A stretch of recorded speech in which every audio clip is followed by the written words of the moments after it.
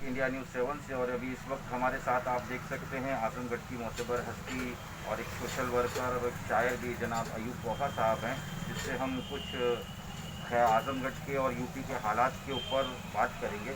तो डॉक्टर साहब, सबसे पहले तो आपका बहुत बहुत शुक्रिया, आप डॉक्टर भी हैं, हमें समय देने के लिए। शायर साहब, शुक्रिया बहुत बहुत। अच्छा डॉक्टर साहब, मेरा ये सवाल है आपसे कि जैसे इस लॉकडाउन और इस महामारी के अंदर जैसे देश जिस स्थिति से गुजर रहा है, आपको अच्छी तरीके से आभास है कि भुखमरी, बेरोज़गारी, परेशानी, हर चीज़। और उसके अंदर जैसे अभी ये जो प्राइवेट स्कूल जो खुल रहे हैं और वो एडमिशन फ़ीस ले रहे हैं, तो उसके बारे में आप क्या कहना चाहेंगे?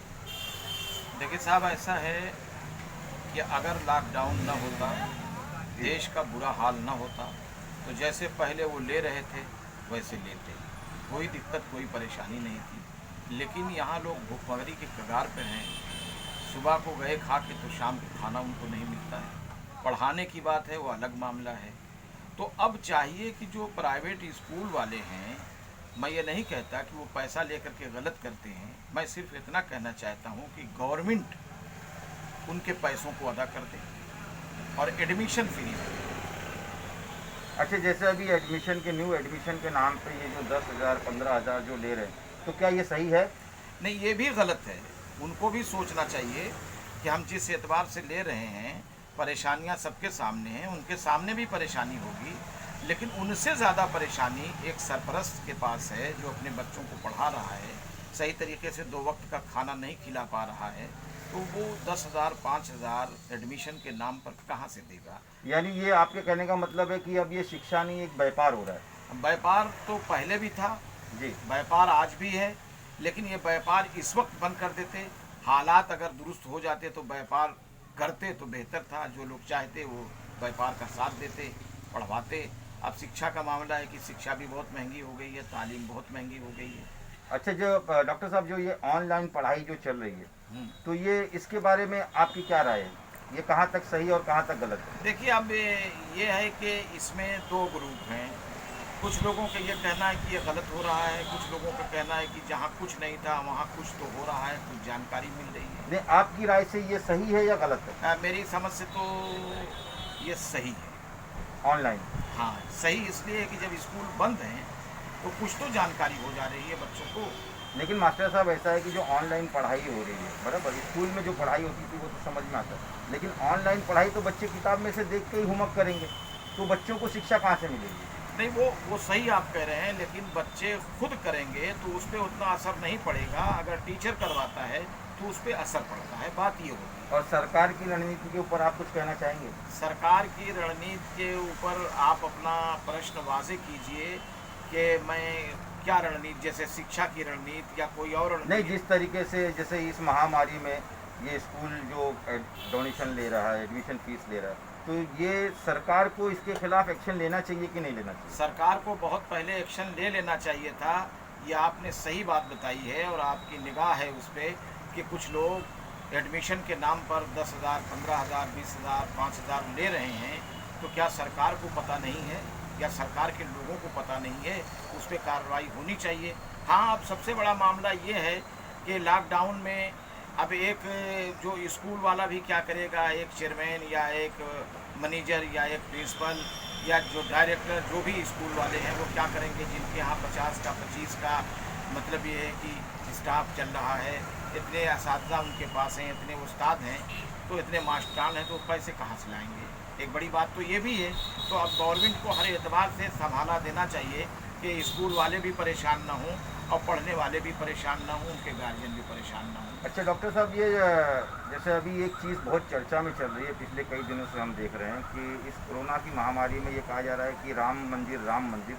तो आपकी क्या राय है कि देश में राम मंदिर बाद में भी बनाया जा सकता है, लेकिन उससे पहले हॉस्पिटल बनाया जाए, मेडिकल ट्रीटमेंट दिया जाए, कि पहले राम मंदिर का निर्माण किया जाए? आपकी क्या राय है? देखिए भाई, पहले राम मंदिर तो राम मंदिर कभी भी बन सकता है। जो लोग मर जाएंगे वो नहीं मिलेंगे, या जो परेशान व हैरान होंगे वो फिर अपनी परेशानी हैरानी को कह नहीं पाएंगे।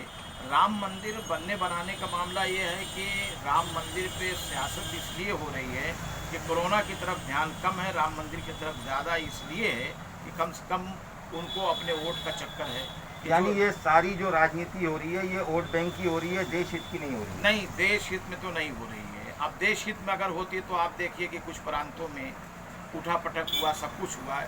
जब कोरोना बिल्कुल शबाब पे था, उसके बावजूद भी आप देख लीजिए कि मध्य प्रदेश में क्या हुआ, कर्नाटक में क्या हुआ, उसके बाद अभी देखिए राजस्थान में क्या चल रहा है, ये उठापटक चल रही है। अच्छा, जैसे मोदी जी ने कहा था कि महाभारत का युद्ध 18 दिन में समाप्त हुआ था और कोरोना का 21 दिन में, तो उसके बारे में आप क्या कहेंगे? 21 दिन के बाद भी तो कह रहे कोरोना की संख्या दिन ब दिन बढ़ते ही जा रही है। देखिए, ऐसा अब वही सवाल पैदा ये होता है कि पहले ज़माने में जब सांप काट लेता था किसी को या कुत्ते काट लेते थे तो साथ कुएं में दिखाया जाता था या उस पर कुर्री चलती थी, मंत्र जंतर चलता था। लेकिन आज के दौर में अगर किसी को कीड़ा काटता है, कुत्ता काटता है, तो वो कुएं में झांकने नहीं जाता, वो फ़ौरन डॉक्टर के यहाँ भागता है और वो सांप के मंत्र वाले के यहाँ नहीं जाता बल्कि हॉस्पिटल में जाता है अपनी जान बचाने के लिए। तो जो 21 दिन में ख़त्म करना था, इनको ताली थाली बजवाए, दिया जलवाए, सब कुछ करवाए। तो अब ये कहने का मतलब ये है कि कोरोना जो है कोई ऐसा भूत शैतान तो है नहीं, जिन तो है नहीं कि जिसको खुश करके हम भगा देंगे। कोरोना को हम उसी वक्त भगाएंगे जब हम अपना एहतियात करेंगे, एहतियात से रहेंगे और एहतियाती तदाबीर के साथ साथ हम उस पर काम करेंगे कि उसके लिए दवा जल्द से जल्द निकले, ताकि पूरी दुनिया में जो परेशानी हैरानी है, दुनिया के कुछ मुल्कों में निकल भी गई ये दवा, हमारे इंडिया में अभी भी नहीं निकली है, तो हमें उससे लड़ने की ज़रूरत है। हालांकि हमारे साइंसदान लड़ रहे हैं, ये बात नहीं है, एक तरफा जैसे अभी बात। बीजेपी, आपकी बात काट रहा हूँ, जैसे अभी एमपी के एक मिनिस्टर है जिन्होंने कहा कि ये सब्जी की पापड़ खाएं, कोरोना भगाएं। अब भाई सब्जी की पापड़ खाएं, कोरोना भगाएं, वैसे जो है बहुत सारी चीज़ें हैं, हम ही कुछ कह दें। तो अब ये है कि हमें उस पर एतमाद नहीं करना चाहिए। जैसे अभी आप देख लीजिए कि बाबा रामदेव जी ने एक दवा निकाली थी, जी। अब उन्होंने बहुत कुछ कहा था, लेकिन आज ये है कि उस दवा का पता भी नहीं है, रामदेव साहब का भी पता नहीं है। इसलिए कि कोई दवा निकाली जाएगी तो निकालने जाने के बाद उस पे मतलब ये है कि पहले उसका टेस्ट होगा, उसको देखा जाएगा, समझा जाएगा, परखा जाएगा। तो ये ज़िंदगी का सवाल है ना, और भी इंसानों की ज़िंदगी का सवाल है।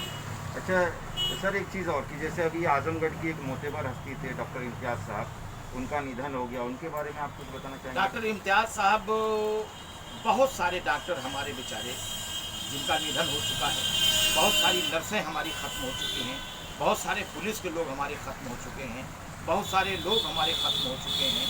तो हम इसीलिए कहते हैं और बराबर लोग कहते हैं कि पुलिस वालों का, नर्सों का, हॉस्पिटल का, डॉक्टरों का ख्याल करना चाहिए।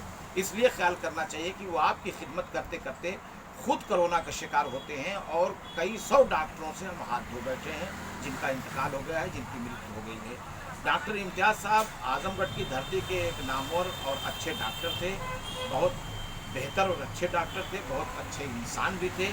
आखिरकार वो भी कोरोना में गए लोगों की खिदमत करते हुए, और कभी उन्होंने ये नहीं कहा कि हम मरीजों को नहीं देखेंगे, और आजमगढ़ के तमाम डॉक्टर मरीजों को देख रहे हैं पूरी सावधानी के साथ। अब बताइए कितनी बड़ी कुर्बानी दे रहे हैं वो लोग। आपका बहुत बहुत धन्यवाद हमें समय देने के लिए। तो जैसा कि आपने देखा, हमारे साथ में ये हमारे मास्टर भी हैं, डॉक्टर भी हैं और शायर भी हैं। जनाब अयूब वफा साहब ने कीमती वक्त दिया। जय हिंद साथियों।